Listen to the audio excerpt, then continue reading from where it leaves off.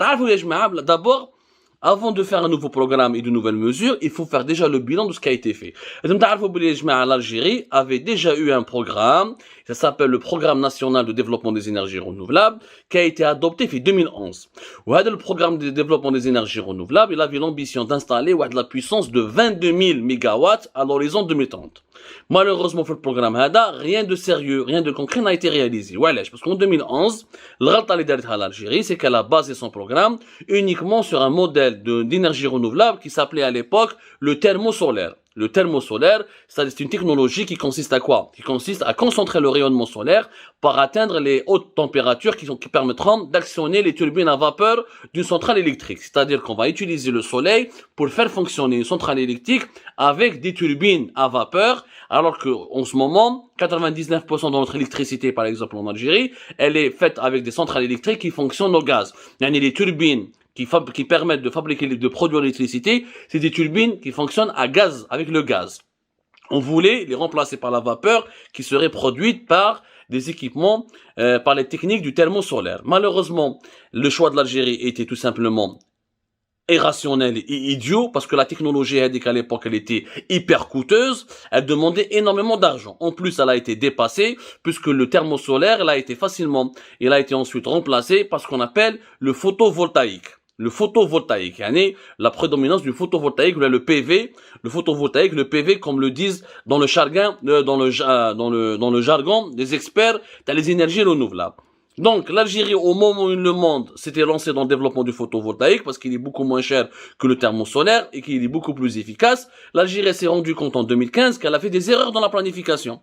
Et que la production d'un mégawatt, ou d'un mégawatt, d'électricité avec le thermosolaire, ça allait être très très cher. Donc, elle a abandonné le thermosolaire, et à partir de 2016, elle a vers le photovoltaïque. Donc, première erreur, on a mal calculé. Malheureusement, parce que l'Algérie ne maîtrise pas les technologies qui permettent de fabriquer des photovoltaïques, elle ne fait pas de recherche scientifique dans les moyens de production de ces énergies renouvelables, elle s'est concentrée uniquement sur le solaire, alors que le solaire, il est parmi les plus coûteux des énergies. La preuve, en 2016, l'Algérie, elle a réalisé, par exemple, elle a produit 364 mégawatts, c'est-à-dire que 1,7% des 22 000 mégawatts que l'Algérie, l'objectif que l'Algérie s'était fixé depuis 2011, elle est 2020, entre 2016 jusqu'à 2011 jusqu'à 2016, 2016 jusqu'à 2020, on a produit uniquement 364,3 mégawatts.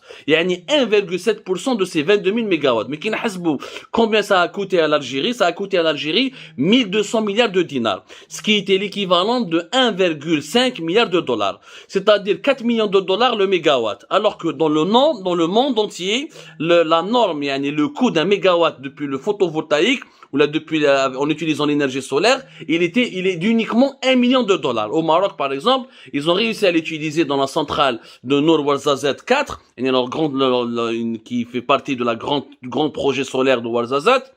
Voilà, ils ont réussi de Nour Ouarzazate, ils ont pu produire avec presque 1 million de dollars, 1 mégawatt d'énergie à travers l'énergie solaire.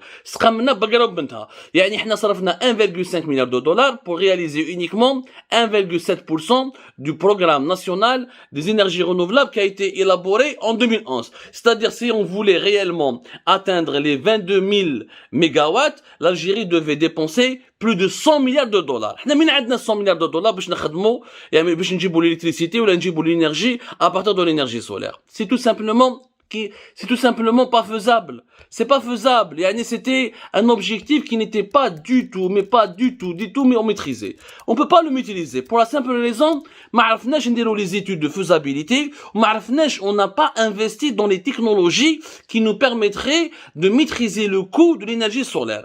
La Chine, les grands pays sont en train d'investir dans ce domaine-là. Nous n'avons pas fait de partenariat ni avec l'Allemagne, ni avec la Chine, ni avec l'Espagne, ni avec les États-Unis. Nous n'avons pas investi dans la maîtrise du coût de la production de l'énergie. Donc, on a fait le mimétisme. On a fait ce qu'on appelle le mimétisme. On a voulu imiter les grands pays qui ont essayé de produire de l'énergie solaire, alors qu'on les a suivis, alors que ces pays-là, on maîtrise l'énergie. Ce qui fait que, à peine avec un objectif de 1,7%. Oualèche, parce qu'encore une fois, on n'est pas bon dans la gestion des plans d'action. On n'a pas élaboré un plan d'action qui correspond aux besoins du pays. Il y a un plan d'action qui tient compte des mutations de la technologie. Et on ne travaille pas avec les scientifiques, avec les chercheurs. Et on n'a pas de contact avec les grands pays producteurs ou les meilleurs, les grands pays ou les grandes sociétés qui fabriquent des panneaux solaires, des panneaux photovoltaïques ou qui font dans l'innovation. On n'a rien fait pour attirer ces sociétés, on n'a rien fait pour acquérir ces savoir-faire, on n'a rien fait pour élaborer des partenariats utiles et efficaces avec le monde de la recherche scientifique. Bien sûr, il y a plusieurs annonces. Chaque année, il y a un ministère ou un ministre ou un membre du gouvernement algérien qui dit que nous avons signé un protocole avec des Allemands, avec des Japonais, avec des Anglais, avec des Américains, où les protocoles ne sont jamais suivis des faits et le taux de réalisation des projets ne dépasse toujours pas le 1 à 2%.